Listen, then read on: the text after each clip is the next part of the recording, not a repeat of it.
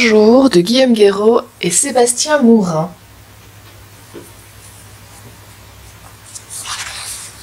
Un jour,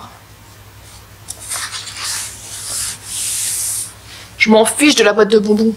Un jour je serai grand, alors je mangerai des bonbons sans demander l'autorisation à ma mère. Je pourrai les attraper dans le placard sans monter sur un tabouret. Et mon père ne pourra même plus me gronder. Je serai tellement grand que je ne l'entendrai pas crier.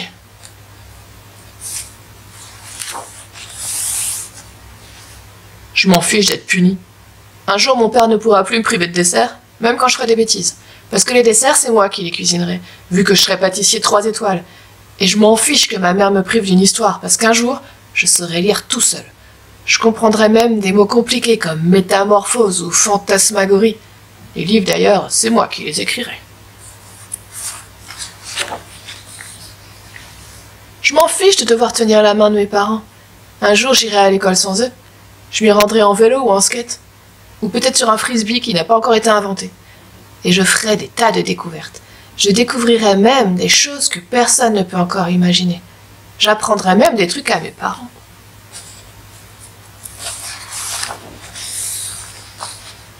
Je m'en fiche de mon vieux chat. Un jour, j'aurai un chien, que j'appellerai Babino à cause de ses grosses babines. Il sera si affectueux que même mes parents voudront le caresser. Et ils regretteront de ne pas avoir voulu m'acheter un chien pareil quand j'étais petit. Je m'en fiche des dessins animés. Un jour, je serai grand, alors je pourrai aller au cinéma tout seul. Et j'irai même voir des films qui foutent la trouille aux bébés. Parce que moi, je n'aurai plus peur de rien. Je serai fort et j'aurai des muscles. Il suffira que je fronce les sourcils pour que les fantômes aient la chair de poule.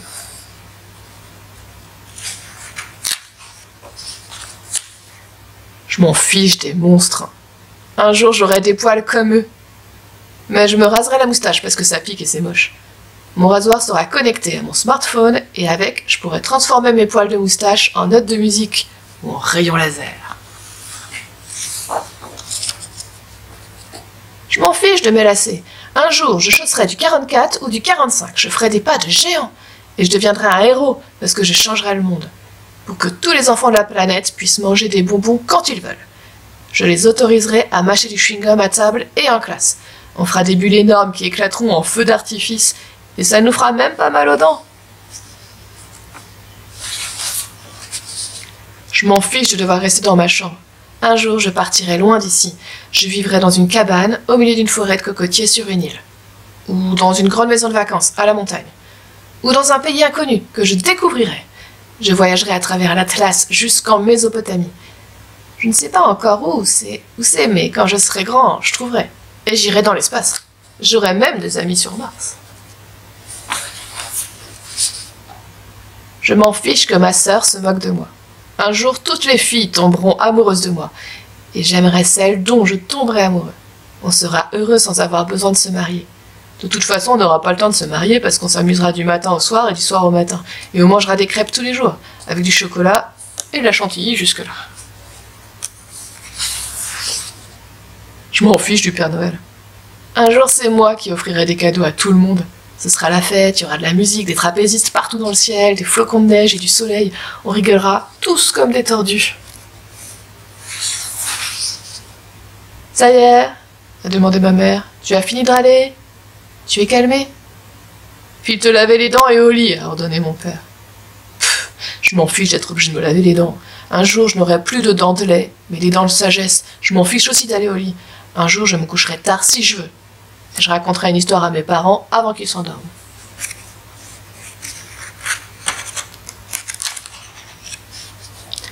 Je serai tellement grand que je devrais me baisser pour les embrasser. J'aurai des rides sur le front comme mon père et au coin des yeux comme ma mère. Et je me souviendrai alors de quand j'étais petit.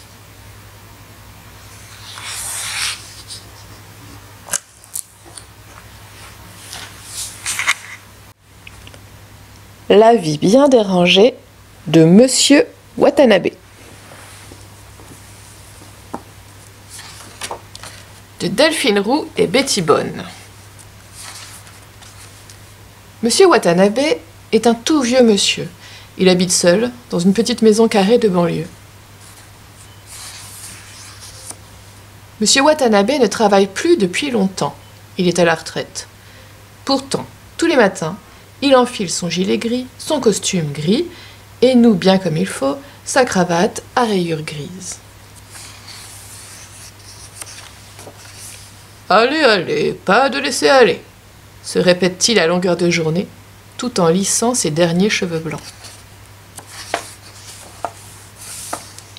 Chez Monsieur Watanabe, tout est parfaitement classé, trié, rangé. Rien ne dépasse, chaque chose à sa place. Il n'est pas du genre à mélanger serviettes et torchons, chaussettes et caleçons. « Allez, allez, pas de laisser aller. Un peu de tenue, s'il vous plaît. » Dans sa petite maison carrée, Monsieur Watanabe n'invite jamais personne à dîner.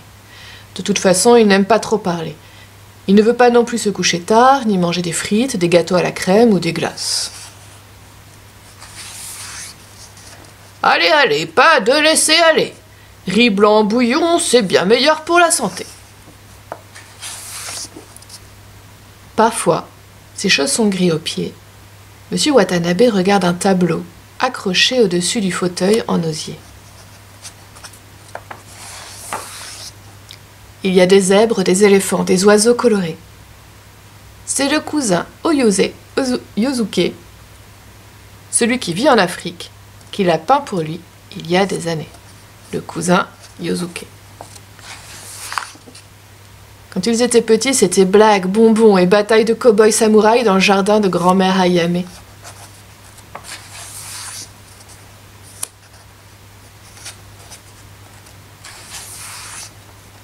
Aujourd'hui, jour pour jour, cela fera 30 ans que Monsieur Watanabe n'a pas revu son cousin préféré. Il est 14 heures, il est l'heure. Monsieur Watanabe se rend au parc d'un pas décidé. C'est bon pour la santé, un peu d'exercice, un peu d'air frais. En chemin, c'est comme s'il ne voyait rien. Monsieur Watanabe marche le front plissé, les lèvres serrées. Allez, allez, pas de laisser aller.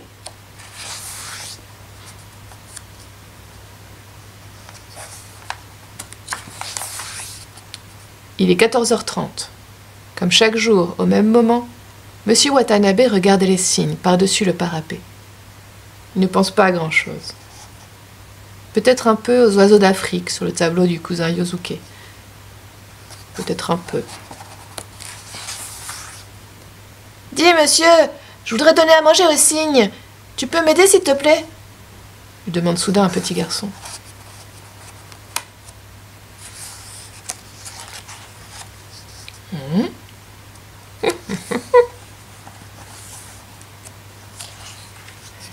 Monsieur Watanabe est tout surpris. Pas le temps de trier par ordre alphabétique toutes les pensées qui se bousculent en lui. Les oiseaux d'Afrique s'agitent, virevoltent, tourbillonnent dans son esprit. Alors il plie les genoux, se met à la hauteur du petit garçon, le prend dans ses bras et... Oh, is l'élève au-dessus du mur. Trop bien! Au fond de son cœur, Monsieur Watanabe ressent quelque chose d'étrange, quelque chose de doux comme un sorbet, comme un parfum sucré, comme les tableaux colorés du cousin Yosuke. Il regarde alors autour de lui. Là, des moineaux guillerets prennent un bain de poussière. Plus loin, des violettes illuminent le sous-bois. Un bébé fait ses premiers pas. « Merci, monsieur, les cygnes ont bien mangé. »« Oh ça, oui alors. Ça vous dirait un beignet au chocolat ?»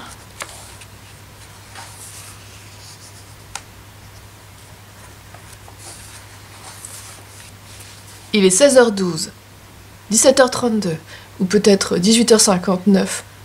Monsieur Watanabe quitte le parc. Un bout de chemise sort de son costume gris, sa cravate est dénouée, ses cheveux volent au vent. Et pour la première fois depuis des années, il sourit au monde de toutes ses dents, bien alignées. Allez, allez, c'est décidé.